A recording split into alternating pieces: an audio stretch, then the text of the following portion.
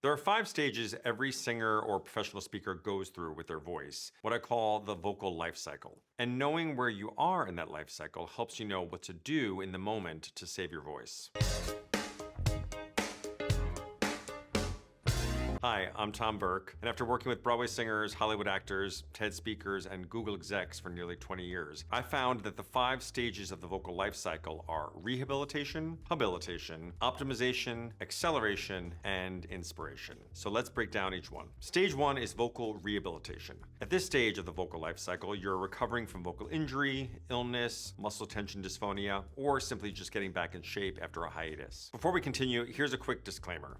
Don't self-medicate or self-diagnose. If you're experiencing hoarseness for more than 2 weeks, you have to see an SLP or an ENT that specializes in voice to rule out a serious vocal condition. That being said, if you do wind up in voice therapy or are just looking to get back in shape, here are the 4 things you can expect when working with an SLP or voice teacher. Lifestyle counseling, muscle tension reduction techniques, weird noises, and applications to real life. Let's break down each one. Number 1 is lifestyle counseling. This is where you're learning how to dial in your sleep, hydration, nutrition, and stress levels to minimize the factors that are negatively impacting your voice. Number 2 is muscle tension reduction techniques. These are designed to reduce tension in the head, neck, and face, tongue, lips, and jaw, and of course your larynx. As part of this process, you may receive what's called circumlaryngeal massage, or may be referred out to other professionals for deeper body work, like my dear friend, vocal manual therapist Christine Schneider of The Visceral Voice. Check her out, she'll change your life. The third thing is making weird noises. Inevitably,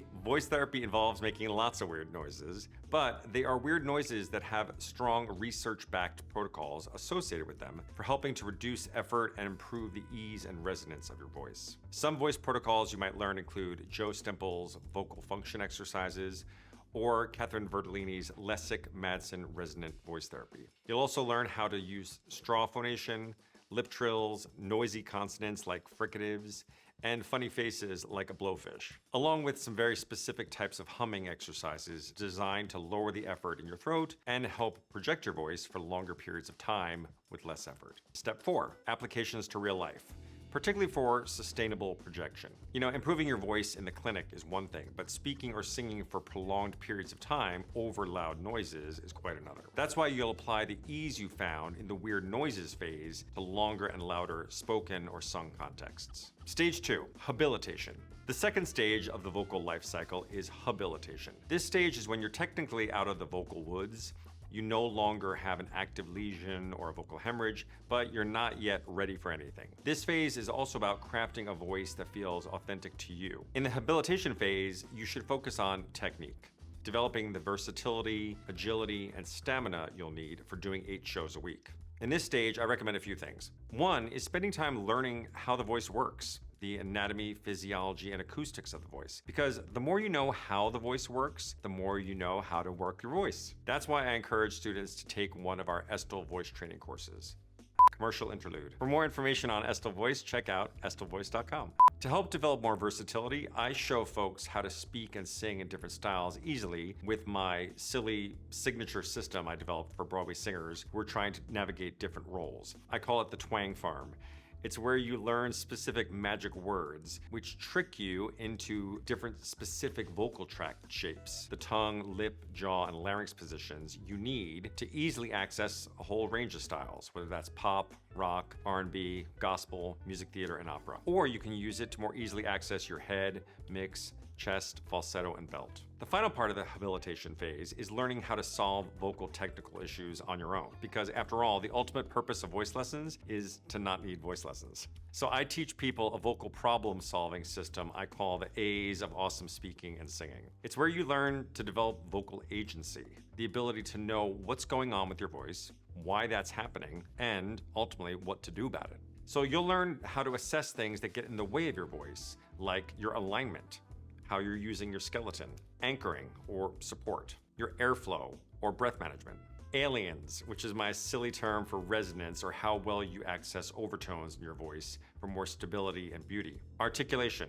your ability to apply specific diction tricks to reduce vocal effort, avoid flipping or pushing on certain lyrics. Acting, your ability to connect emotionally to the text. And finally, what I call attunement. That's your ability to reduce your nerves, enter flow states easily, and give the energetic, engaging performance the audience is coming for. The third stage of the vocal life cycle is optimization. This is where you're preparing for a performance or a specific speaking gig. Your main focus here should be on your creative process. For speakers, there are 4 phases to writing or delivering a TED-level talk. They're what I call the 4 I's: intention, ideation, iteration, and integration. For more information on how I work with TED speakers, keynote speakers, and executives, check out tomburkevoice.com for a deeper dive on that topic.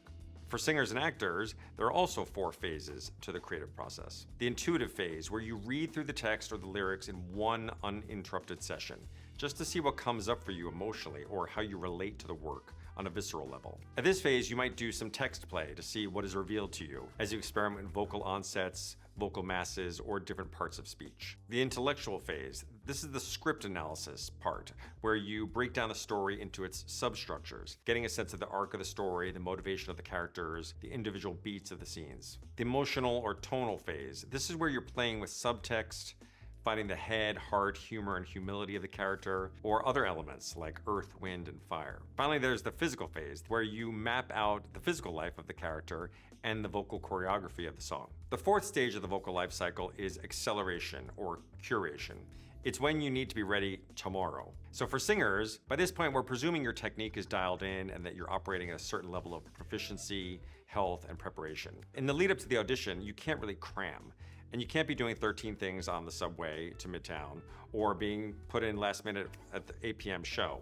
There's too much that goes into those moments. You have to focus on what's the minimal effective dose of the things that you need to be doing. So you might just limit that to some text play, intention, magic words, and meditation, and that's it. But knowing what you need in those moments is what's most important. For speakers, that means knowing what you need to be concise on the fly, or how to quickly scale your core thought leadership, like your book or your keynote, to small gigs like podcasts or panel interviews or product pitches, etc. The 5th stage of the vocal life cycle is the inspiration phase or the creation phase. If you've had voice lessons or if you've given voice or speech lessons, you know that those sessions inevitably take on some version of life coaching or spiritual development. Because in the end, we're focusing on what's in the way of you fully expressing yourself as a human. So in this stage, you're trusting your technique, you're independently making artistic choices, you're able to prepare fast with minimal friction. So now you have the mental bandwidth to focus beyond work and performance, beyond just bringing everyone else's work to life, to creating your own life, career, business, relationship, the spirituality that fuels you. And I love it when we finally get to this stage of our work together. Vocal agency over your voice means being able to answer 3 questions. What is my voice doing right now? Why is it doing that? And how do I change it if I want to? So which stage are you at right now? Rehabilitation, habilitation, optimization, acceleration, or inspiration? Hopefully this little series gave you a bit more clarity and agency over your voice. If you'd like to learn more about each of the exercises we discussed or helping move quicker through these stages, I encourage you to join our membership here at tomburkevoicestudio. You can learn more about that at tomburkevoice.com. Thanks for watching, and I'll see you in the next video.